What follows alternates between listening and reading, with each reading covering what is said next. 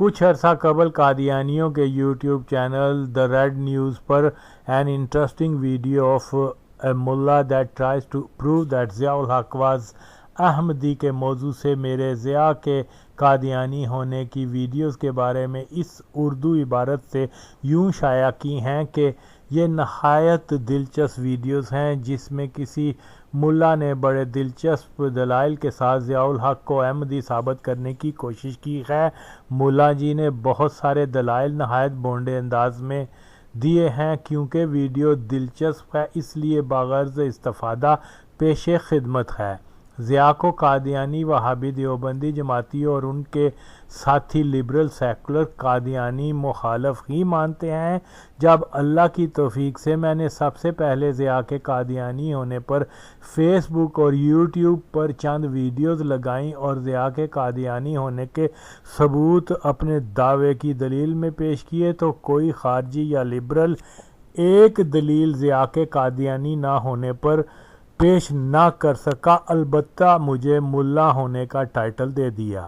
اب Qadiani channel red news نے میری جو ویڈیوز لگائی ہیں جو کہ میرے اصل نام عکس کے ساتھ ہیں یوٹیوب پر موجود ہیں، مگر مرزائیوں نے بجائے میرا نام لکھنے کے کسی ملا کی بنائی ویڈیوز کا حوالہ دے دیا، جبکہ انہی ویڈیوز میں میں نے شدت پسند فرقہ واریت پھیلانے والے ضیاء مرزائی کی پیداوار وہابی دیوبندی مولویوں اور ان مولویوں کے اتحادی قادیانیوں اور لبرل کو بری طرح سے بے نقاب کیا ہوا ہے، مگر اس کے باوجود مرزائیوں نے مجھے مولوی قرار دے دیا، جس سے اندازہ لگانا مشکل نہیں کہ یہ لوگ ضیاء کے کسی بھی صورت قادیانی نہ ہونے کی کوئی دلیل تو پیش نہیں کر سکے۔ مرزائیوں کے مطابق میں نے ضیاء کے قادیانی ہونے کے بہت سارے دلائل نہایت بونڈے انداز میں دیے ہیں۔ کاش کے مرزائی لوگ ان بونڈے دلائل پر اپنے مثبت اور ٹھوس دلائل پیش کرتے تو مانا جاتا، مگر معاملہ ملا تک کہہ کر راہ فرار اختیار کر گئے۔ میں پہلے بھی عرض کر چکا ہوں کہ ضیاء کے قادیانی ہونے پر ریاستی طور پر ضیاء دور کے دستاویزی مواد کے ساتھ تحقیق کروائی جائے تو ضیاء کے قادیانی ہونے کے مزید ٹھوس ثبوت مل جائیں گے۔ گو کہ ضیاء کو میں نے اپنے محدود وسائل سے ہی قادیانی ثابت کر دیا ہے اور وقت کے ساتھ ساتھ اس پر مزید تحقیق جاری ہے۔ میں نے قادیانیوں کی زبانی یہ بات ثابت کر دی ہے کہ ضیاء نے ہی 5 جولائی 1977 کی تقریر میں کہا تھا کہ مجھے اپنا ایمان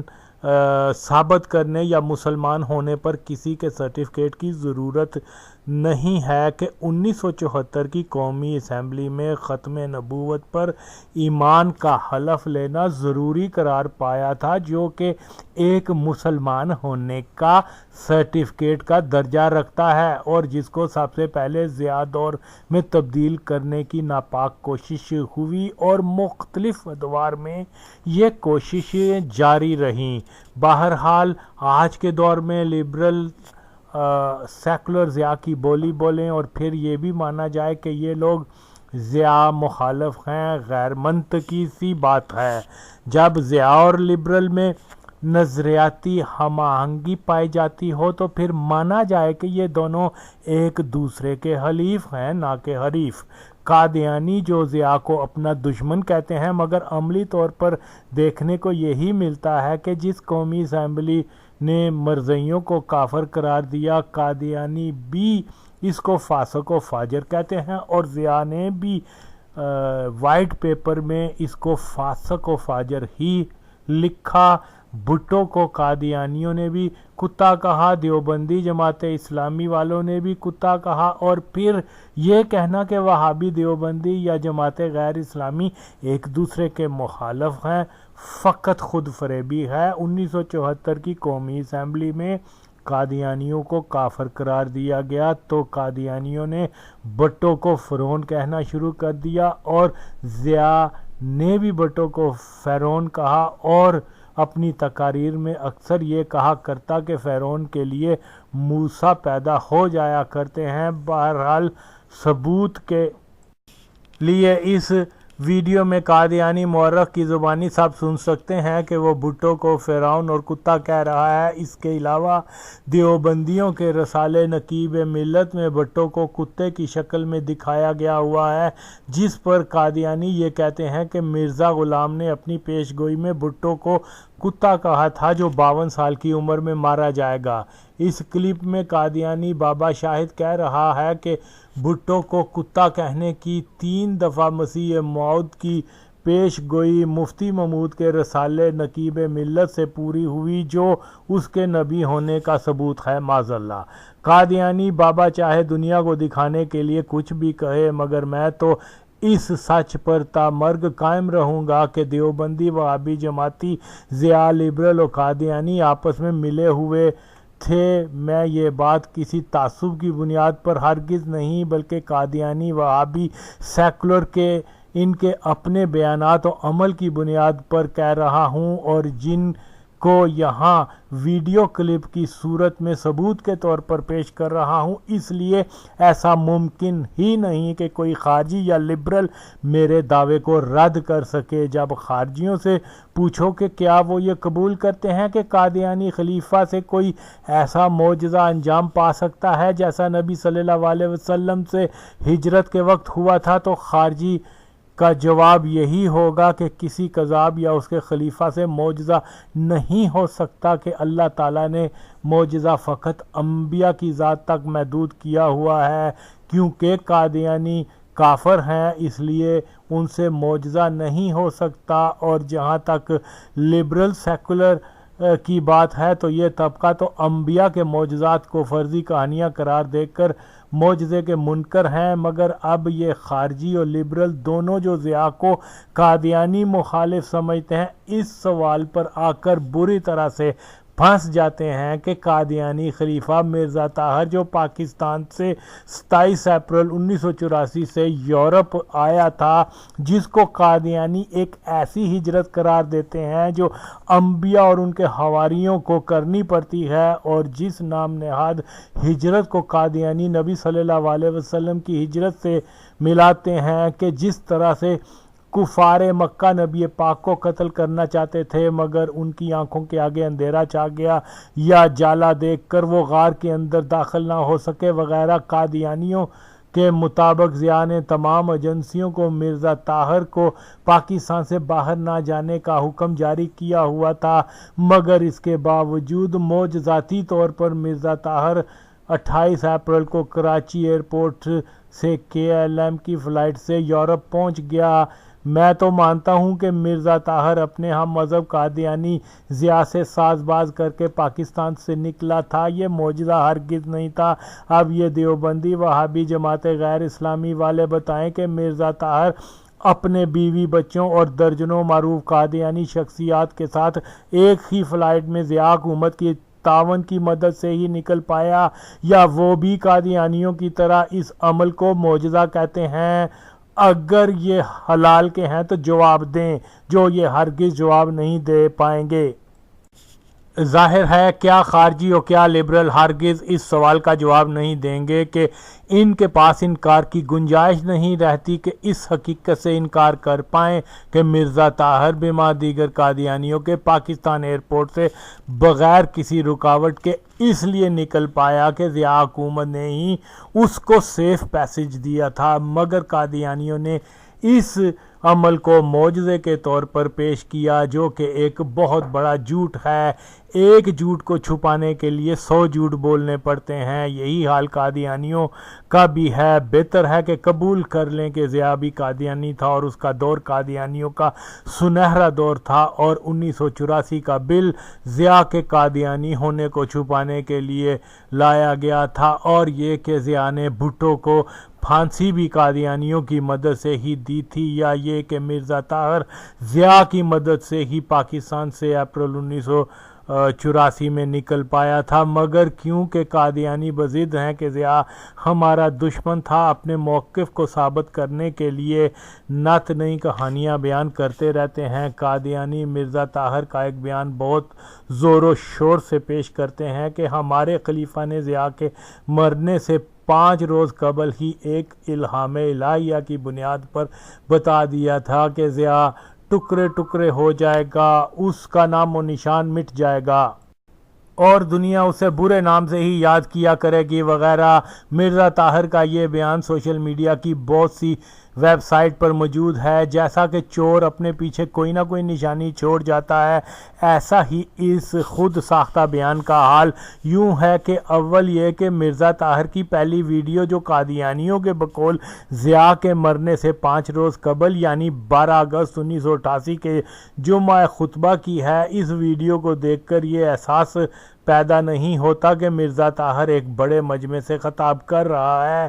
وہاں سامعین کے وجود کے کوئی شواہد نہیں ہیں۔ دوسری کلپ جو کہ مورخہ 14 دسمبر 1984 کے جمعہ خطبہ کی بتائی جاتی ہے، اس میں بھی پشت کی دیوار پر 2 سائے نظر آ رہے ہیں جو کہ نزدیک کرے کیمرامین کے معلوم ہوتے ہیں۔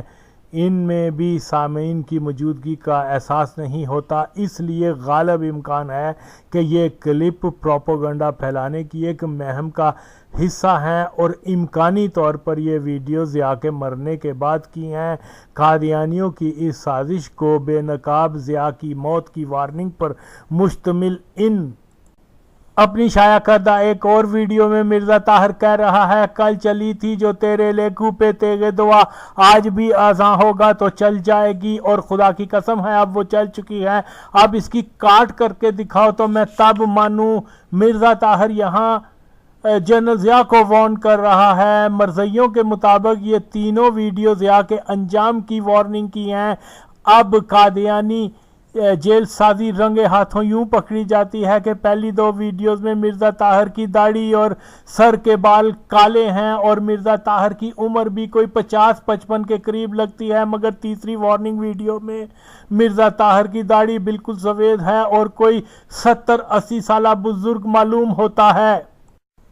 پہلی ویڈیو اگر واقعی 12 اگست 1988 کی ہے جو کہ ضیاء مرزائی کے جہنم واصل ہونے کا سال بھی ہے، تو پھر اس کا مطلب یہ ہے کہ تیسری ویڈیو 17 اگست 1988 سے قبل کی ہے کہ موت کی وارننگ زندہ لوگوں کے لیے ہوتی ہے نہ کہ مردہ کے لیے۔ مگر قادیانی خلیفہ کا یہ بھی ایک معجزہ مان لیا جائے کہ وہ ضیاء کی موت کا الہام کی اطلاع پانے پر صرف 5 دنوں میں ہی مرزا صاحب 50 سال کے پیٹے سے نکل کر 80 کے پیٹے اور کالی سے سفید داڑھی کے مالک ہو گئے۔ اب بے شک قادیانی کذب و فریب یہاں بری طرح سے بے نقاب ہو چکا ہے کہ سچ یہ ہے کہ مرزا طاہر نے اپنے ہم مذہب اور رفیق ضیاء سے اسلام کو بدنام کرنے کے لیے نام نہاد امتناع قادیانیت بل، جس کو قادیانی اور لبرل نے بدنام زمانہ بل کے نام سے مشہور کر دیا تھا، اسی بنیاد پر بنایا تھا کہ دنیا کو باور کروایا جا سکے کہ قادیانیوں پر پاکستان میں ظلم ہو رہا ہے۔ پھر اس کو وجہ بنا کر ضیاء نے مرزا طاہر کو پاکستان سے باہر جانے دیا کہ مرزا پاکستان کے خلاف انٹرنیشنل کمپین کی مہم چلا کر پاکستان سے ناموس رسالت اور قادیانیوں کو آئینی طور پر مسلمان شمار کیے جانے کا دباؤ جاری رکھے۔ پاکستان کی تاریخ گواہ ہے کہ ہر دور میں پاکستان پر ناموس رسالت اور قادیانیوں کے خلاف آئینی شک بدلنے کے دباؤ کی چھاپ رہی ہے۔ جیسا کہ میں نے پہلے بھی ضیاء مرزائی کے حامی خارجی اور لبرل سے سوال کیا تھا کہ قادیانی مافیا اپریل 1984 کے مرزا طاہر کے پاکستان سے نکلنے کو ایک ایسا معجزہ کہتے ہیں جو نبی پاک کی مکہ سے مدینہ ہجرت کے دوران ہوا تھا، مگر یہ دونوں اس کے اوپر کوئی رائے نہیں دیتے۔ یہ دونوں گروہ ایسے لاجواب ہوئے کہ جواب نہ دارد۔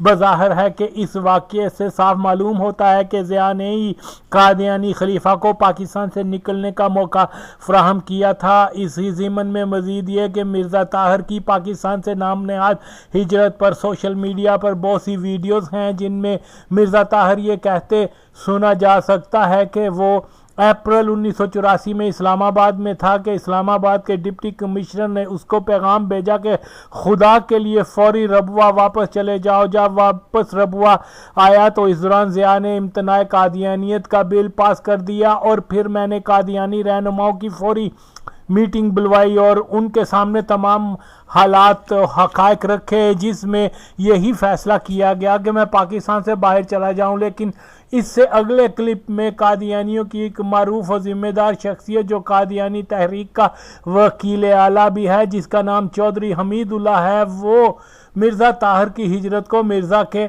अपने इक़्तिबास के मुताबिक यूं बयान कर रहा है कि 26 और 27 अप्रैल की दरमियानी रात को अल्लाह ताला ने मिर्ज़ा ताहिर को बताया कि इस मुल्क से जल्द अज जल्द निकल जाना चाहिए।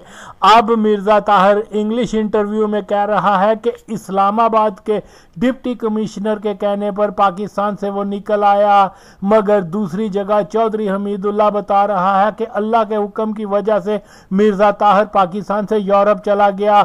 इन दोनों बयानात में तजाद है या फिर कादियानियों का खुदा इस्लामाबाद का डिप्टी कमिश्नर है? वहाबी देवबंदी जमात गैर इस्लामी और उनके इत्तेहादी कादियानी और सेकुलर ज़िया के कादियानी होने के वाज़ेह सबूतों के बावजूद मुझ पर ज़िया के मुतल्लिक़ झूठा बहतान लगाने वाला कहते फिरते हैं। मगर जब मैंने कादियानियों की अपनी वेबसाइट जिसमें कादियानी मुबल्लिग़ व ब्लॉगर राशिद जंगीरी का हवाला दिया कि जिसने ज़िया को अपना हम मज़हब करार दिया है, असूली तौर पर वहाबियों और मोमबत्ती माफिया को राशिद जंगीरी को भी ज़िया पर झूठा बहतान लगाने वाला कहना चाहिए था, मगर वो जानते हैं कि राशिद जंगीरी ने सच ही लिखा है, मगर इस सच को वो मानना नहीं चाहते। वजह यही है कि इनको एहसास हो चुका है कि अगर इस सच को तस्लीम कर लिया जाए कि ज़िया कादियानी था जिसने पाकिस्तान में कादियानियत और वहाबियत को ही फ़रोग़ दिया, तो फिर इनका बरसों पुराना ये प्रोपोगंडा गलत साबित हो जाएगा कि ज़िया एक शिद्दत पसंद मुसलमान था जिसने मौलवियों को पाकिस्तान में एक बड़ी ताकत बना दिया। कि असल बात यही है कि कादियानियों ने ही वहाबीज़म को प्रमोट किया। वहाबी जमाती मौलवी कल भी कादियानियों के मावन और इत्तेहादी थे और आज भी हैं। जैसा कि 1984 में कादियानी खलीफा मिर्ज़ा ताहिर के पाकिस्तान से यूरोप जाने के हालात का जिक्र हो रहा था, तो उसकी मज़ीद तफसील यूँ है कि कादियानी जमात के मुताबिक जनरल ज़िया उनके खलीफा को हर सूरत गिरफ्तार करने का इरादा रखता था, इसलिए उसने पाकिस्तान की तमाम इंटेलिजेंस एजेंसियों को मिर्ज़ा ताहिर और उसके साथियों पर मुसलसल चेकअप रखने पर मामूर किया हुआ था, जो कादियानियों की तमाम हरकत और सकनात की इतला ज़िया तक रोज़ाना की बुनियाद पर दिया करते। बकौल कादियानी के ज़िया ने इंटेलिजेंस एजेंसियों और तमाम एयरपोर्ट और ज़मीनी रास्ते जो पाकिस्तान से दूसरे ममालिक से मुंसलिक थे को ख़ास हदायत जारी की हुई थी कि कादियानी खलीफा को किसी भी सूरत पाकिस्तान से बाहर मत जाने दिया जाए। मगर कादियानी दावा है कि जिस तरह से नबी पाक की हिजरत पर अल्लाह ने मौजज़ा दिखाया, एंड इसी तरह से मिर्ज़ा ताहिर तमाम रुकावटों के बावजूद पाकिस्तान से निकलने में कामयाब हो गया।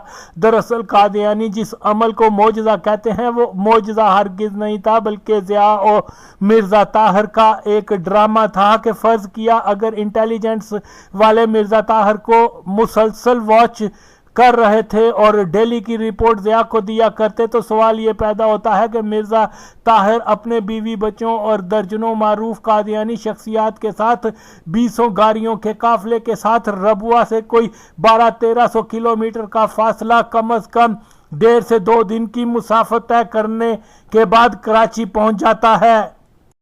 तो किसी इंटेलिजेंस एजेंसी को खबर तक न हो, और ख़ास तौर पर ऐसा शख्स जिसकी दिन में 24 घंटे की निगरानी होती हो, जिस तरह से कादियानी दावा करते हैं कि ज़िया के मुखबर उसको पल पल की खबर पहुंचाया करते थे। मगर मिर्ज़ा ताहिर के काफिले का रबुआ तक कराची ज़मीनी रास्ते का कोई 2 दिन का सफ़र हुआ और ज़िया या एजेंसियां अलर्ट भी ना हो सकी। ये मुमकिन हो सकता है क्या? कादियानियों के मुताबिक मिर्ज़ा ताहिर और दर्जनों दीगर कादियानियों ने अपने असल पासपोर्ट नाम के टिकट बनवाए और यही passport Karachi VIP immigration launch पर दिखाए गए। असूली तौर पर जब कादियानियों के टिकट असल नामों से बने थे, तो अगर वाकई ये लोग हुकूमत को मतलूब होते तो एयरपोर्ट पहुंचने से पहले ही गिरफ्तार हो जाते, मगर ये सब एक ड्रामा था। बहरहाल जैसा कि सब जानते हैं कि वीआईपी लाउंज डिप्लोमेटिक पासपोर्ट रखने वालों या हुकूमती सरबराहान वुज़रा वगैरह के लिए मखसूस होता है। सोचने वाली बात यह है कि बकौल कादियानी और वहाबी जमाती मिर्ज़ा ताहिर मफरूर हुआ, मगर एक मफरूर जो अपने पासपोर्ट पर सफर कर रहा था को कैसे वीआईपी लाउंज इस्तेमाल करने की इजाजत मिली। कराची एयरपोर्ट की इमिग्रेशन का हाल मिर्जा ताहिर यूं बयान करता है कि जिया ने अपने हाथ से यह हुक्मनामा जारी किया करके एजेंसियों को दिया था कि मिर्ज़ा नासर जो कि चौथा कादियानी खलीफा है किसी भी बॉर्डर से पाकिस्तान से निकल ना पाए। यहाँ ज़िया से नामों की तरतीब में गलती हो गई कि ज़िया कादियानी खलीफा नासर के दौर में रहता था और यानी तीसरे चौथे खलीफा के नामों की वजह से कन्फ्यूजन हो गई थी। और जब इमिग्रेशन का मरहला आया तो कराची एयरपोर्ट के अफसरान ने इस्लामाबाद की मरकजी इंटेलिजेंस एजेंसी फ़ोन किया, मगर दफ्तर से किसी ने फ़ोन ना उठाया। इसी वजह से जहाज़ की परवाज़ में ताख़ीर हुई थी। मगर असल बात मिर्ज़ा ने नहीं बताई कि ज़िया और उसकी बेगम उसको सी ऑफ करने जहाज़ तक आए थे। अब इस ही वाक़े को कादियानी वकील चौधरी हमीदुल्लाह यूं बयान करता है कि मिर्ज़ा ताहिर के पासपोर्ट पर एग्ज़िट की मोहर लगवाई गई थी और इमिग्रेशन ऑफिसर ने मिर्ज़ा ताहिर के पासपोर्ट को कई बार देखा और पासपोर्ट पर वाज़े तौर पर the head of Ahmadiyya movement in इस्लाम दर्ज था, मगर कुछ देर बाद खरूज की मोहर लगाकर वापस कर दिया। चौधरी हमीदुल्लाह और मिर्ज़ा ताहिर के बयानात में ज़मीन आसमान का फ़र्क है। यहाँ यह बात भी काबिल ज़िक्र है कि ज़िया दौर में कादियानी खलीफा के पासपोर्ट पर गैर मुस्लिम की बजाय मुस्लिम लिखा हुआ था कि यही सच चौधरी हमीदुल्लाह कादियानी की ज़ुबानी हम इसके वीडियो क्लिप से सुन सकते हैं कि वो ये कह रहा है कि पासपोर्ट पर head of Ahmadiyya movement in इस्लाम दर्ज था। चौधरी हमीद का ये ज़ुबानी इतराफ़ भी यहाँ लगा रहा हूँ। इसके बावजूद जो लोग ज़िया को कादियानी मुखालफ कहते हैं वो इंतहा दर्जा बेशरम और झूठे हैं। बहरहाल अगर किसी रियासत के सरबराह का हुक्मनामा इंटेलिजेंस एजेंसियों को मिलता है कि फ़लाँ शख्स को मुल्क से बाहर जाने ना दिया जाए तो सबसे पहले इमिग्रेशन पर उस शख्स के पासपोर्ट का नंबर पहुंचा दिया जाता है। उसकी तस्वीर और दीगर तमाम मालूमात इमिग्रेशन वालों को पहुंचा दी जाती हैं, मगर इसके बावजूद कि मिर्ज़ा ताहिर ने ना बेस बदला ना ही जाली पासपोर्ट बनवाया, मगर सदारती हुक्म गिरफ्तारी होते हुए वो रियासती कंट्रोल कराची एयरपोर्ट से कैसे निकल गया। ज़ाहिर है कि कादियानी और वहाबी जमाती का मुश्तरका झूठ एक बार फिर से बेनकाब हो जाता है कि ज़िया मिर्ज़ा ताहिर को हर सूरत गिरफ्तार करना चाहता था। झूठ कभी भी दायमी नहीं रहता कि कादियानी वकील चौधरी हमीद की ही ज़ुबानी सुना जा सकता है कि मिर्ज़ा ताहिर के दो कादियानी रुफ़का शाहिद अहमद राजा और मसूद अहमद जेलमी को जहाज़ के अंदर जाकर अपने खलीफा को अलविदा करने तक की इजाज़त हासिल थी। अब सवाल ये पैदा होता है कि ये दो मरज़ई जो मुसाफिर नहीं थे किस अथॉरिटी से जहाज़ के अंदर तक चले गए। जैसा कि पीपल्स पार्टी के कारकुनों की मार्च 1981 की हाईजैकिंग के बाद एयरपोर्ट सिक्योरिटी बहुत ज़्यादा बढ़ा दी गई थी, मगर यूं भी आम हालत में भी किसी मुसाफिर के करीबी अजीज़ वगैरह को इजाज़त नहीं होती कि वो मुसाफिर को जहाज़ के अंदर तक छोड़ने आए। ऐसा सिर्फ उस वक्त ही मुमकिन होता है जबकि एयरपोर्ट सिक्योरिटी का कोई बड़ा अफसर या हुकूमत के कलीदी ओहदेदार की सिफारिश हो तो ही किसी गैर मुसाफिर को जहाज़ के अंदर जाने की खसूसी इजाज़त दी जाती है। सिर्फ रियासती इदारों और हुकूमती ओहदेदारों की मेहरबानी से ही ऐसा मुमकिन होता है। तो साबित हुआ कि दो मरज़इयों یعنی شاہد احمد راجہ اور مسعود احمد جیلمی کو جہاز کے اندر جانے کی خصوصی اجازت ضیاء حکومت نے ہی دی تھی۔ یہ کوئی ہرگز معجزہ نہیں تھا کہ وہابی بھی مانتے ہیں کہ کافر سے معجزہ نہیں ہو سکتا، تو پھر اے بغیرت وہابی دیوبندی اور جماعت غیر اسلامی والوں، میلاد و نیاز کی محفلوں کا ثبوت طلب کرنے والوں، اب تم مرزا طاہر کے پاکستان سے یورپ جانے کا ثبوت دو کہ آیا یہ ضیاء حکومت کی مہربانی تھی یا نہیں؟ بولو، کیوں بولتی بند ہو گئی ہے تمہاری؟ جاؤ اب اپنے اتحادی سیکولر لبرل سے معلوم کرو، مگر وہ بھی کیا جواب دیں گے کہ وہ تم سے زیادہ بے شرم ہیں۔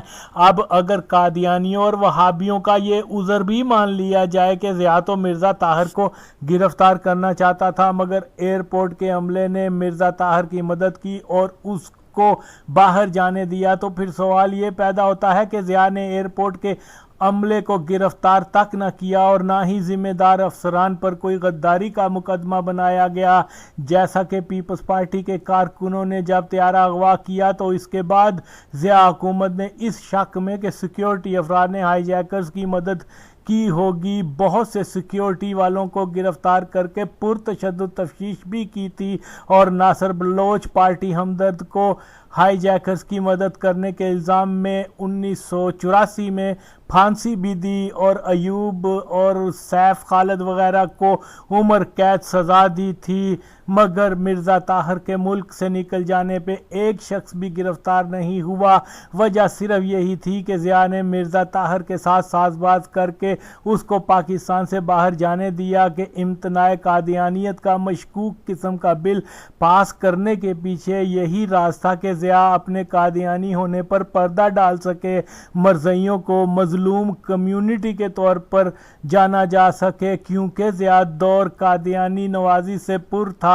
ضیاء کا برسر اقتدار رہنے کا مطلب ربوہ کنٹرول حکومت کا قائم رہنا تھا۔ کوئی بھی باشعور انسان اگر اپریل 1984 کے مرزا طاہر کے پاکستان سے لندن جانے کی قادیانیوں کی اپنی رویداد سن لے تو وہ اسی نتیجے پہ پہنچے گا کہ ضیاء حکومت کے تعاون سے ہی مرزا طاہر پاکستان سے نکل سکا۔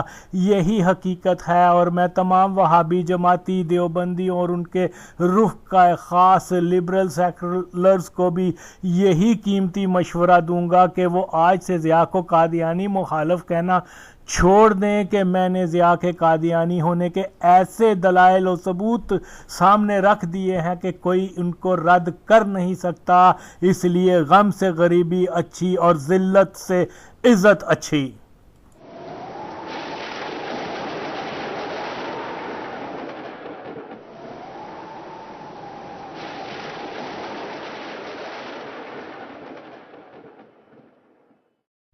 صرف یہی نہیں بلکہ ضیاء الحق کی عبرتناک موت سے محض 5 روز قبل یعنی مورخہ 12 اگست 1988 کے خطبہ جمعہ میں حضرت مرزا طاہر احمد صاحب نے اپنے ایک رویا صادقہ کا تفصیلاً ذکر فرمایا۔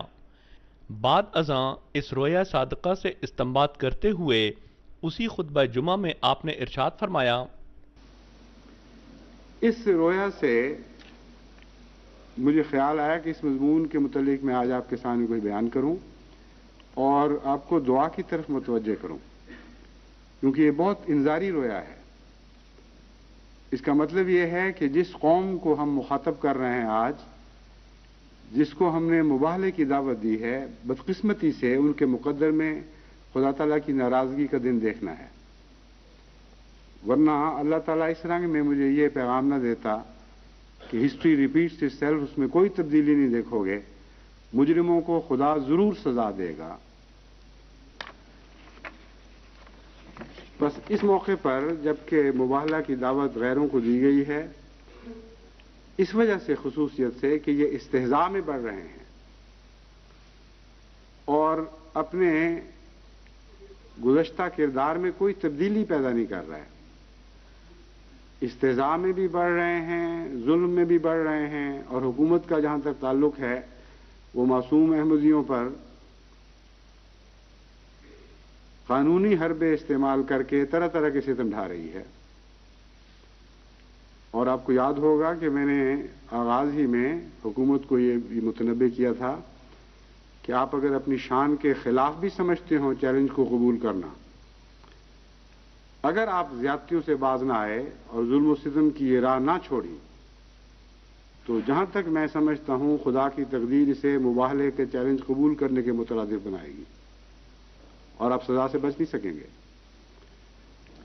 اس لیے اگرچہ بارہا کثرت کے ساتھ احمدیوں کی تکلیفوں کی خبریں مل رہی ہیں، لیکن مجھے کامل یقین ہے کہ یہ مقابلہ خدا سے ہے ان لوگوں کا، اور اس میں جماعت احمدیہ اب نہ کچھ کر سکتی ہے، نہ اس کے کرنے کا کوئی محل اور مقام ہے، صرف انتظار ہے۔ خدا کی تقدیر لازماً ان کو پکڑے گی اور لازماً ان کو سزا دے گی جو ان شرارتوں سے باز نہیں آئیں گے۔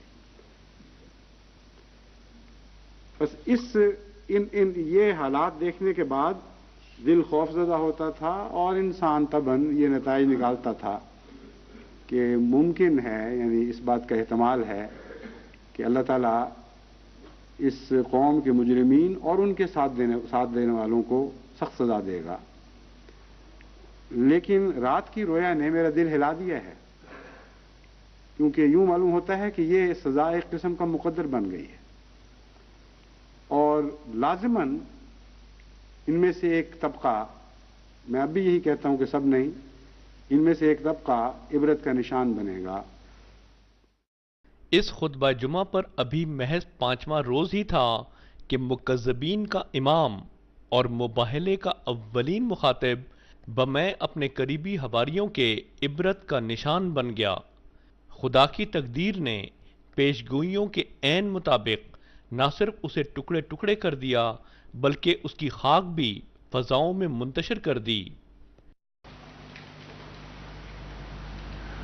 جماعت احمدیہ تو خدا تعالیٰ کے فضل سے ایک والی رکھتی ہے، ایک ولی رکھتی ہے۔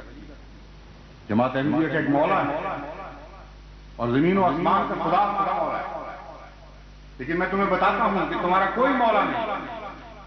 خدا کی قسم، جب ہمارا مولا ہماری مدد کو آئے تو کوئی تمہاری مدد نہیں کر سکے۔ خدا کی تقدیر جب تمہیں ٹکڑے ٹکڑے کرے تو تمہارے نام و نشان مٹا دی جائے اور ہمیشہ دنیا تمہیں ذلت و رسوائی کے ساتھ جاتی ہے۔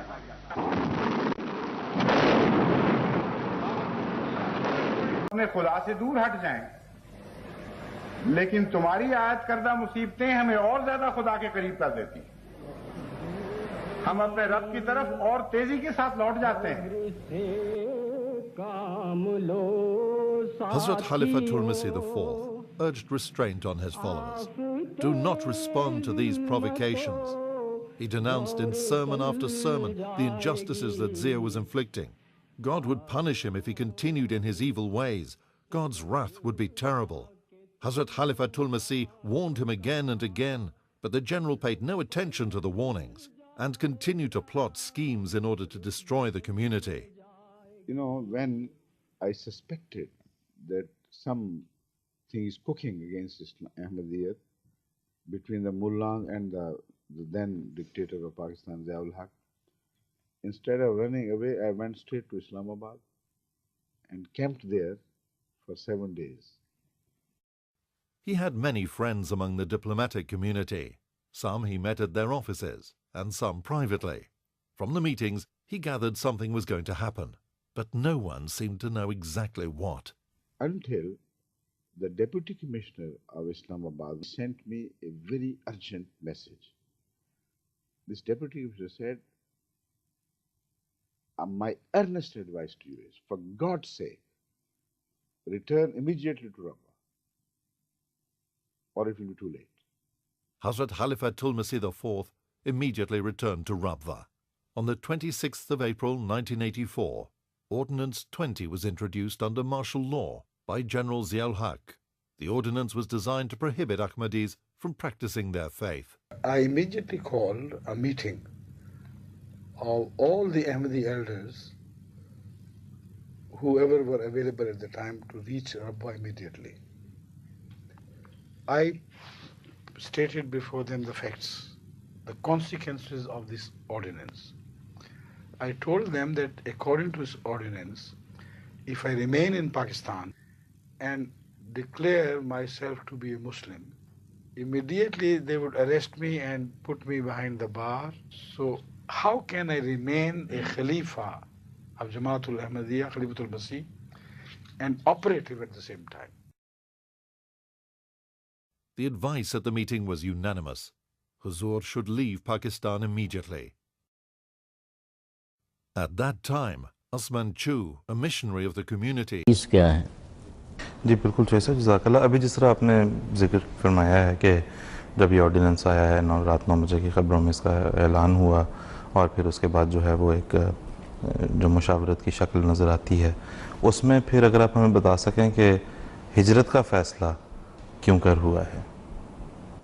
میں یہ سمجھتا ہوں، آگے میں حضور کا اقتباس پڑھوں گا. 26 اور 27 اپریل کی درمیانی رات حضور کو اللہ تعالیٰ نے بتایا کہ اس ملک سے جلد از جلد نکل جانا چاہیے. بنیاد یہ ہے فیصلے کی. حالات کا میں نے پہلے ذکر کر دیا ہے کہ حالات ایسے تھے ہی نہیں کہ حضور وہاں رہ سکیں، اور اگر رہیں تو پھر جماعت سے رابطہ نہیں کر سکتے تھے. اگر رابطہ کرتے تو حکومت کی مشینری جو ہے وہ حرکت میں آ جانی تھی. اس لیے اللہ تعالیٰ کی رہنمائی تھی، حالات کا تقاضا تھا کہ حضور جو ہیں وہ ہجرت کر جائیں. back in Pakistan, Zia's persecution continued. Huzur's warnings grew stronger and stronger. Night after night, month after month, he prayed to God for help for his beleaguered people. He warned Zia in his sermon on the 3rd of June 1988. اور پاکستان کے بدنصیب سربراہ نے جو پہلے dictator کے طور پر ظاہر ہوئے، پھر اس کے بعد صدر کا چولہ پہنا، وہ اس وقت حضرت مسیح موعود علیہ السلام کی تکذیب کے سب سے بڑے علمبردار ہیں، اور ان کے تمام ماننے والوں کو بھی، اور ان کو بھی جو تکذیب میں پیش ہیں اور حکومت پاکستان سے تعلق رکھتے ہیں، اور ان کو بھی جو تقریب میں پیش ہیں اور علماء کے طبقے سے تعلق رکھتے ہیں، ان کو بھی جو تقریب میں پیش ہیں اور عدلیہ سے تعلق رکھتے ہیں، ان کو بھی جو تقریب میں پیش ہیں اور سیاست سے تعلق رکھتے ہیں، ان کو بھی جو تقریب میں پیش ہیں اور عوام سے تعلق رکھتے ہیں، لیکن کچھ گروہوں کے سربراہ ہیں. ان سب کو میں مخاطب کر کے تمام جماعت احمدیہ کی طرف سے مباہلے کا چیلنج دیتا ہوں.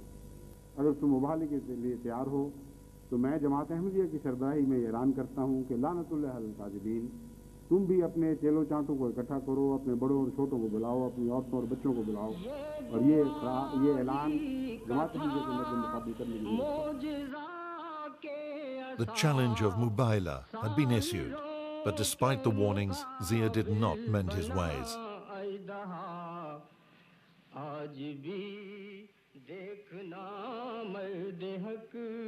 حکومت کا جہاں تک تعلق ہے وہ معصوم احمدیوں پر قانونی حربے استعمال کر کے طرح طرح کے ستم ڈھا رہی ہے.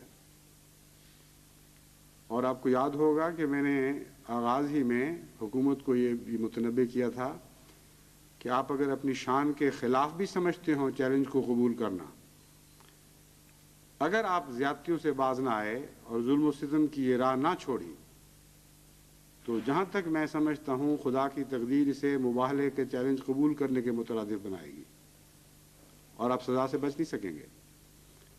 Hazrat Khalifatul Masih IV saw a dream which contained a message from God. I saw in a dream that I was translating a portion of Hazrat Masih Maud, the founder of the Ahmadiyya community's writings. The history repeats itself, but not the way you think it repeats. It repeats itself in a different way. And when I said this, there were some Englishmen sitting around me, and they said that you are not making the correct translation.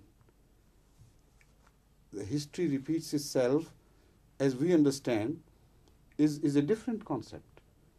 But there are certain things which in essence always repeat, and nobody can change the course of this history.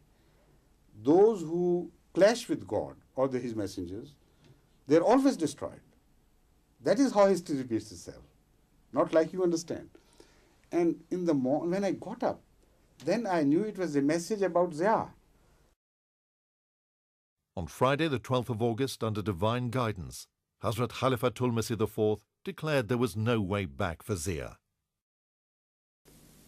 इसका मतलब ये है कि जिस कौम को हम मुखातब कर रहे हैं आज, जिसको हमने मुबाहले की दावत दी है, बदकिस्मती से उनके मुकद्दर में खुदा ताला की नाराज़गी का दिन देखना है। वरना अल्लाह ताला इस रंग में मुझे ये पैगाम ना देता कि हिस्ट्री रिपीट्स इटसेल्फ, उसमें कोई तब्दीली नहीं देखोगे, मुजरिमों को खुदा ज़रूर सज़ा देगा।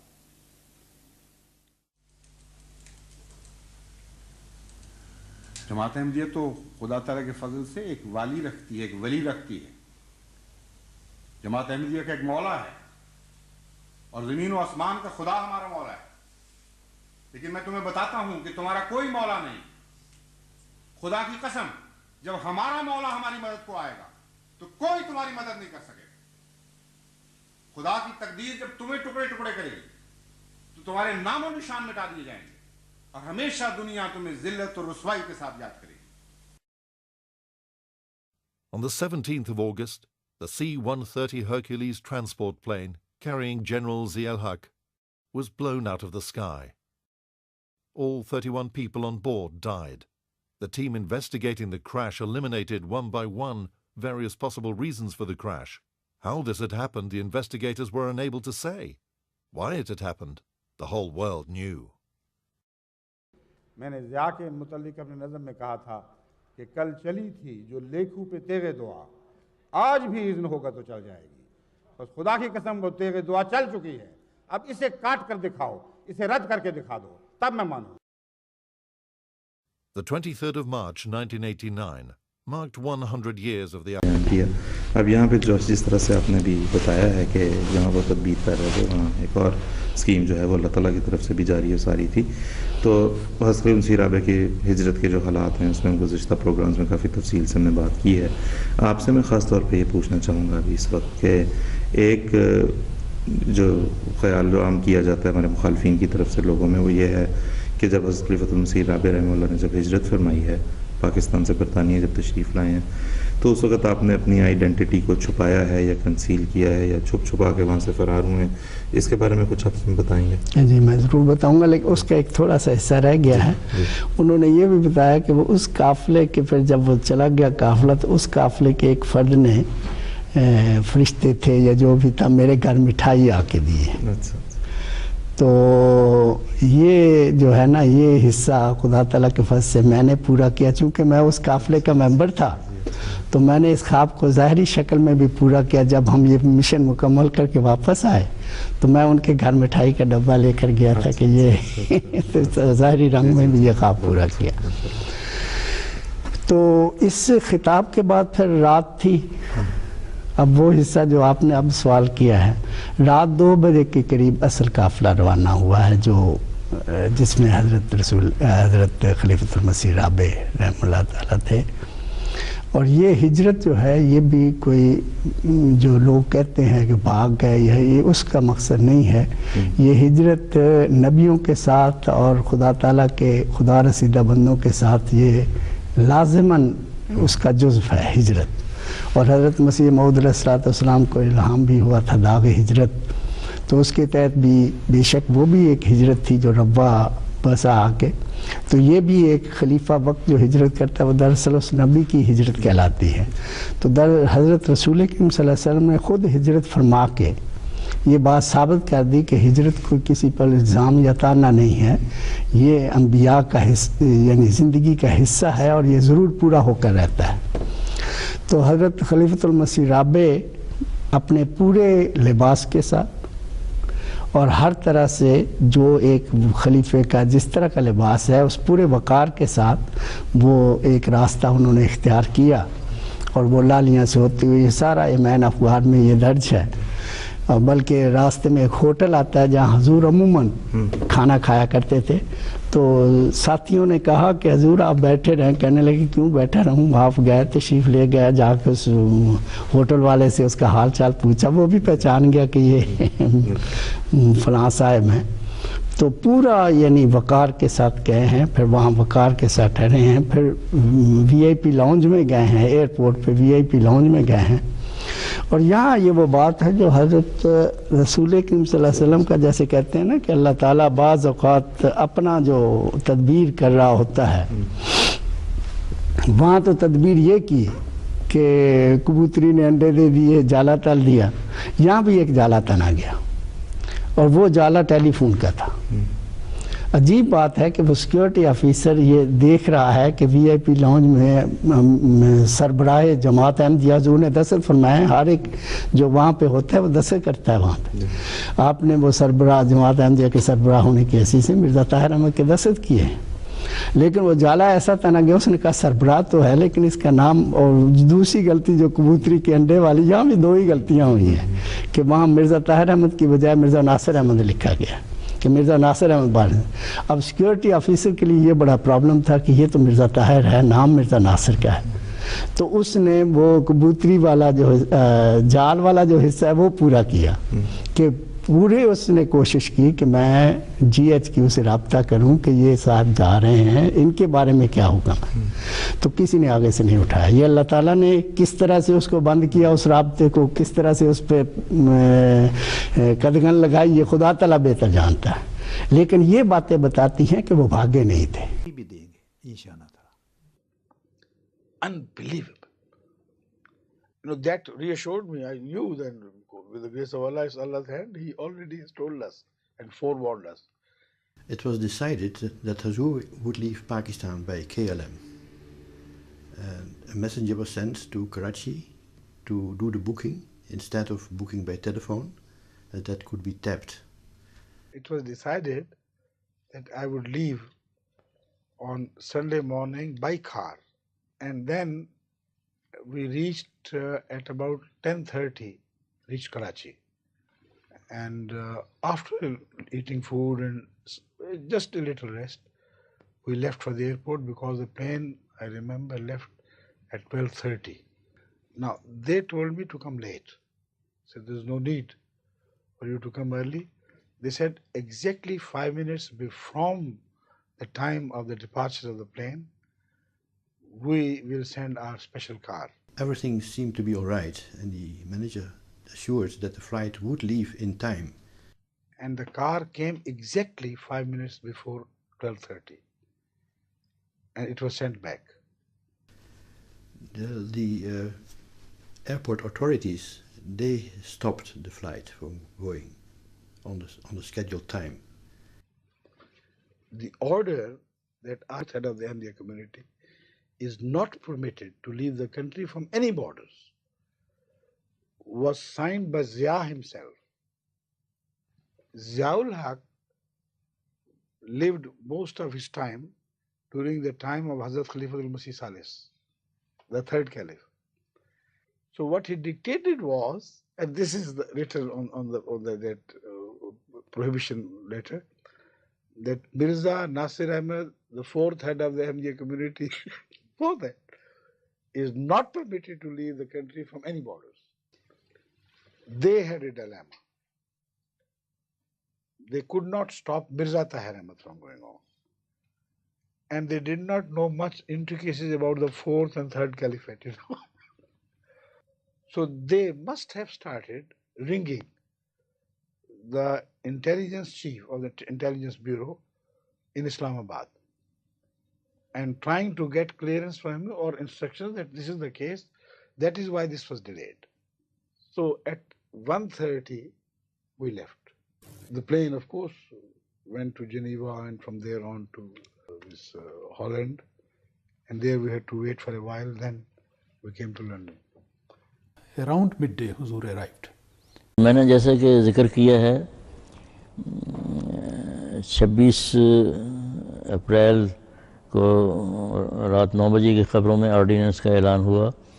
अगले दिन बाहर की जमातों से भी بہت کثرت سے نمائندگان تشریف لے آئے تھے اور حضور کی ہجرت کا فیصلہ بھی اسی دن ہوا. اس سے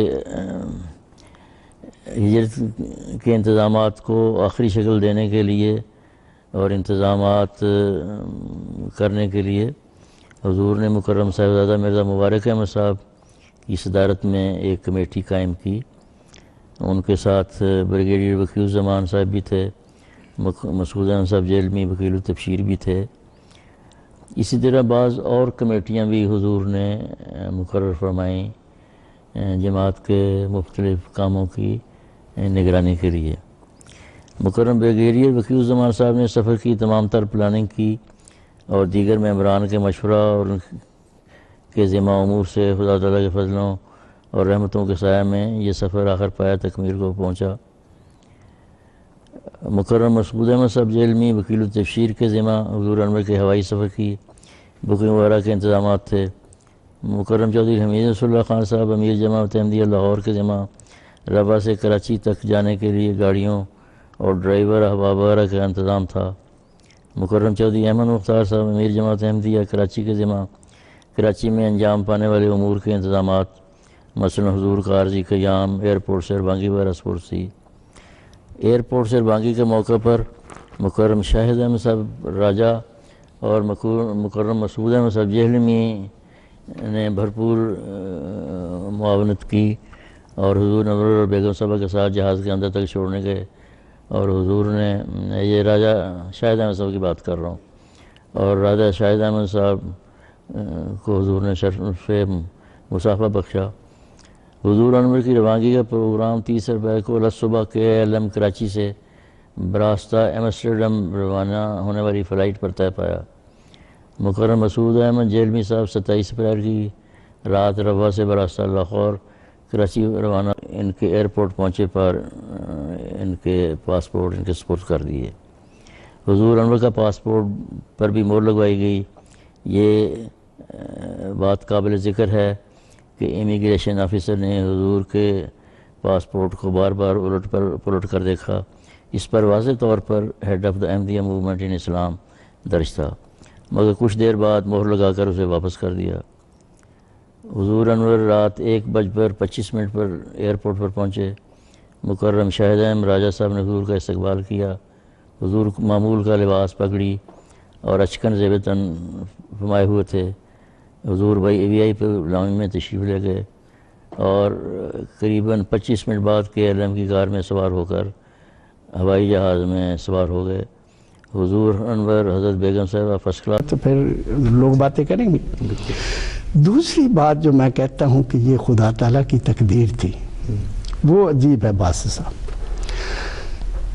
فوج موجود ہے, پولیس موجود ہے, آپ ایئرپورٹ سے نکل نہیں سکتے جب تک پوری سیکورٹی آپ کو چیک کرنا کر لیں, اور آرڈر موجود ہے کہ اس بندے کو باہر نہیں نکلنے دینا.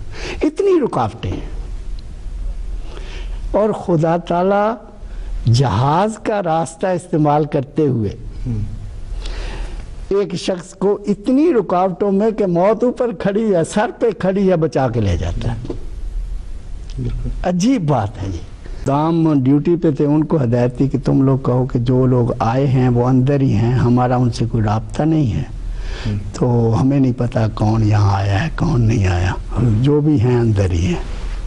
تو لیکن اس دن اتنا وہ تھا, اگلا دن جو آیا ہے, اچھا اس دن ویسے اتنی ہلچل نہیں تھی, لیکن پھر بھی لوگ وہ IB والے آ کے ایک سامنے ایک کوارٹر بن رہا تھا اس وقت, کوٹھی بن رہی تھی, اس کے اوپر بیٹھ کے نا ایک OP باقاعدہ وہ جج کرتا رہا ہے کون آتا ہے کون جاتا ہے کیا نہیں ہے.